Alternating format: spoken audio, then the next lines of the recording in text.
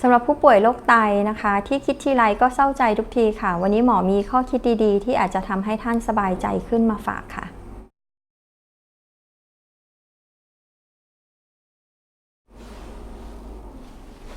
เรียนรู้เรื่องไตกับหมอไตทางช anel นี้นะคะหมอไตให้คำตอบโดยแพทย์หญิงกัญญมลค่ะวันนี้ค่ะสำหรับผู้ป่วยท่านใดนะคะที่เป็นโรคไตนะคะไม่ว่าจะเป็นโรคไตแบบไหนเป็นโรคไตระยะไหนนะคะรวมทั้งญาติผู้ป่วยที่กำลังท้อแท้อยู่ค่ะวันนี้หมอมีข้อคิดดีๆนะคะว่า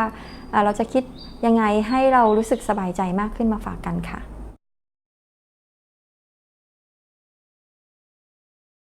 ข้อแรกนะคะหมอก็คิดว่าโรคไตค่ะไม่ได้เป็นโรคเดียวที่แย่นะคะท่านลองคิดดูก็ได้ค่ะสมมติว่าท่านเป็นไตอักเสบนะคะก็อยากให้คิดว่ามีโรคที่แย่กว่านะคะเป็นไตอักเสบท่านอาจจะยังมีโอกาสจะหายได้นะคะเป็นไตเฉียบพลันท่านก็อาจจะยังมีโอกาสที่จะหายได้นะคะท่านเป็นไตเรื้อรังค่ะสมมติท่านเป็นไตระยะ2ค่ะท่านก็ต้องเทียบนะคะว่า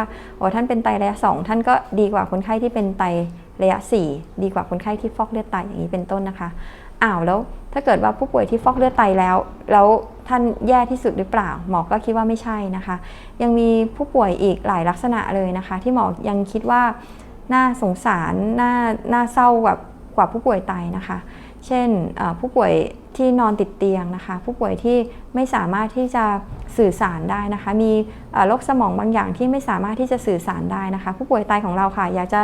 ทำอะไรอยากจะพูดอะไรอยากจะสื่อสารอยากจะคุยอะไรเราก็ยังสื่อสารได้นะคะยังมีผู้ป่วยอีกหลายลักษณะเลยนะคะที่ผู้ป่วยไตยังสามารถทำกิจกรรมแบบนี้ได้ยังสามารถทานแบบนี้ได้นะคะแต่ผู้ป่วยบางท่านทำไม่ได้ค่ะในการที่หมอมาพูดลักษณะนี้นะคะในความจริงแล้วค่ะหมอคิดว่าการที่เราจะไปเทียบกับใครตลอดเวลามันก็เป็นสิ่งที่ไม่ควรทำนะคะแต่ว่าในบางช่วงค่ะที่ถ้าเกิดว่าเราคิดไม่ได้คิดเพื่อที่จะดูถูกใครนะคะแต่เราคิดเพื่อว่าในมุมนึงที่เราก็เศร้าเราควรจะเทียบกับคนที่เขายังเศร้ากว่าเรานะคะว่าเรายังมีโอกาสเรายังมีสิ่งที่เรายังดีกว่าเขาเลยนะคะเพื่อที่ดึงสภาพจิตใจของเราให้ดีมากขึ้นนะคะแต่สำหรับท่านใดที่คิดยังไงก็คิดไม่ออกนะคะว่าจะมีใครที่แย่กว่าเราหรือเปล่าลองฟังข้อต่อไปดูนะคะถ้าเกิดว่าท่านใดที่เป็นโรคไตค่ะลองมองไปรอบๆเลยนะคะพ่อแม่พี่น้องเพื่อนเรานะคะต้องมีใครสักคนอยู่แล้วนะคะที่อยู่กับเราที่คอยดูแลเรานะคะที่หวังดีกับเราค่ะหมออยากให้มองนะคะว่าแม้วันหนึ่งที่เราป่วยค่ะก่อนหน้านี้ที่เราป่วยนะคะอาจจะอยู่ด้วยกันทุกๆวันโดยที่เราก็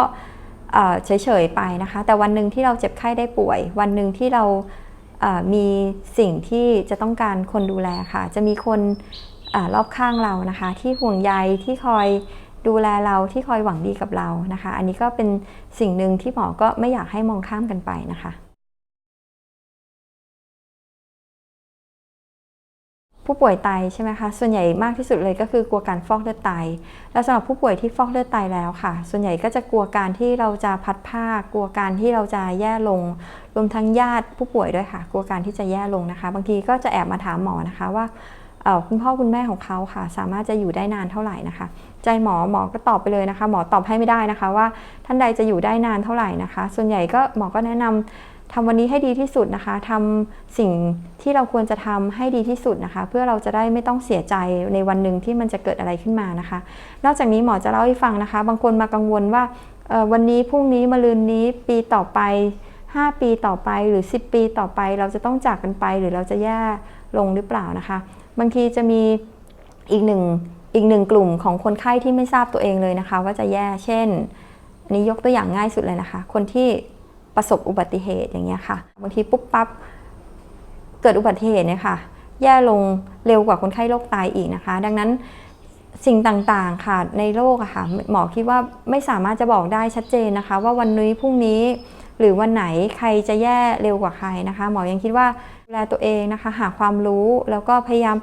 ไปคิดเรื่องอื่นนะคะถ้าเรายังคิดแต่เรื่องเดิมๆว่าพรุ่งนี้จะแย่มะรืนนี้จะแย่ค่ะมันจะไม่ได้ช่วยให้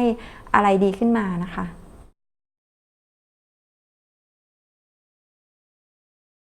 ข้อต่อไปก็คือหมอยังคิดว่าทุกอย่างจะมี2 ด้านเสมอนะคะการที่พอเรารู้ว่าเราเป็นโรคไตปุ๊บด้านที่เป็นด้าน สีดำๆสีเทาๆจะมาก่อนเสมอนะคะอย่างไรก็ตามยังมีด้านที่เป็นสีขาวที่หมอยังคิดว่าอยากให้พยายามมองกันนะคะอย่างเช่นว่าถ้าเกิดเป็นไตอักเสบแล้วรักษาหายหรือเป็นไตเฉียบพลันนะคะบางท่านเป็นไตเฉียบพลันแล้วรักษาหายในช่วงที่เป็นไตเฉียบพลันเนี่ยค่ะจะรู้สึกว่าแบบแย่มากเลยนะคะแต่พอหายเสร็จท่านจะรู้แล้วโอ้อันนี้ท่านควรจะดูแลสุขภาพนะคะควรจะรักษาสุขภาพไว้ไม่ให้เกิดเรื่องต่อไปและอาจจะมีความที่จะอยากที่จะดูแลคนรอบข้างได้มากขึ้นนะคะรวมทั้งอย่างที่บอกว่าคนไข้บางคนเป็นโรคไตนะคะก่อนหน้านี้ไม่เคยรู้เลยว่าคนนี้เขาจะหวังดีกับเรานะคะพอป่วยไม่สบายก็จะมีคนหวังดีกับเรามากขึ้นนะคะสิ่งใดก็ตามจะมี2ด้านเสมอนะคะผู้ป่วยไตแล้วก็ญาติผู้ป่วยไตค่ะเราจะไม่มองมุมอื่นแล้วนะคะเราจะมองแต่ว่าเราเป็นโรคไตนะคะที่จริงแล้วยังมีมุมอื่นอีกนะคะเช่นลองดูว่าสิ่งที่เรามีถ้าเรามองแต่สิ่งที่เราไม่มีมองแต่สิ่งที่เราด้อยเราจะมองไม่เห็นมุมอื่นนะคะที่จริงแล้วเรายังมีมุมอื่นอีกนะคะอย่างเช่นยังมีตาที่ท่านยังสามารถมองเห็นอะไรมากมายนะคะมีคนไข้ที่ป่วยตามองไม่เห็นอันนี้ถือเป็นความทุกข์ทรมานนะคะท่านยังสามารถได้ยินเสียงนะคะยังสามารถฟังสิ่งต่างๆฟังเพลงฟังความรู้ฟังการบันเทิงต่างๆได้นะคะผู้ป่วยที่หูไม่ได้ยินนะคะอันนี้ก็ไม่สามารถที่จะฟังได้นะคะท่านยังสามารถเดินได้นะคะบางคนเดินไม่ได้นะคะท่านยังไม่มีการเจ็บป่วยทรมานอย่างอื่นนะคะหมอยกอย่างวันนี้ท่านไม่ได้ปวดฟันวันนี้ท่านไม่ได้คัดจมูกวันนี้ยังมีอีกหลายๆมุมนะคะท่านยังสามารถคุยสามารถที่จะสื่อสารสามารถที่จะยังตอบสนองได้นะคะบอกลูกบอกเพื่อนบอกใครได้ว่าสิ่งที่ท่านต้องการคืออะไรนะคะมี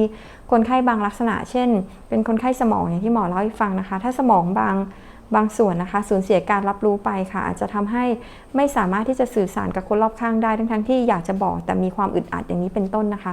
เราพยายามคิดในสิ่งที่เรามีอะค่ะอย่าคิดในสิ่งที่เราแย่อย่างเดียวนะคะในมุมที่ท่านยังต้องการ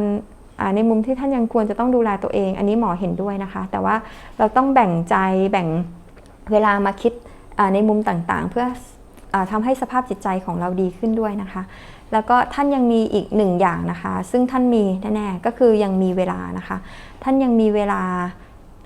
ที่เหลืออยู่นะคะว่าท่านจะเลือกอย่างไรนะคะจะเลือกให้เวลาที่เหลืออยู่ในความที่กังวลตลอดไปอยู่ในความที่รู้สึกแย่ตลอดไปหรือจะดูแลตัวเองแล้วเปลี่ยนเวลาที่เหลืออยู่ใช้เวลากับคนที่เรารักให้คุ้มค่ามากที่สุดให้มีความสุขมากที่สุดค่ะวันนี้นะคะหมอ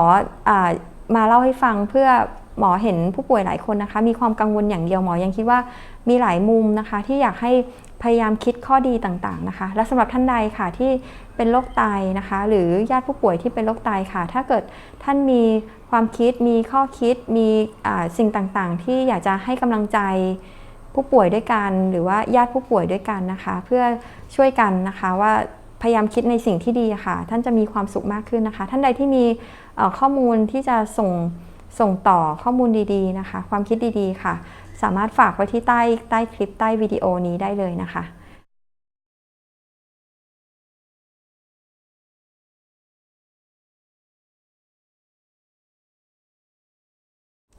และสำหรับท่านใดที่ต้องการทราบความรู้เพิ่มเติมค่ะสามารถดูเพิ่มเติมได้ในเพลย์ลิสต์นะคะหมอแยกความรู้แต่ละหมวดหมู่ไว้แล้วนะคะและสำหรับบุคคลทั่วไปนะคะสามารถดูวิดีโอเพื่อการดูแลตัวเองได้เช่นกันนะคะวันนี้หมอจะจบวิดีโอไว้แต่เพียงเท่านี้นะคะท่านใดที่คิดว่าวิดีโอนี้มีประโยชน์ค่ะฝากช่วยกดไลค์กดแชร์กดติดตาม Subscribe แล้วก็อย่าลืมกดกระดิ่งด้วยนะคะเรียนรู้เรื่องไตกับหมอไตให้คำตอบโดยแพทย์หญิงกัญญมลสวัสดีค่ะ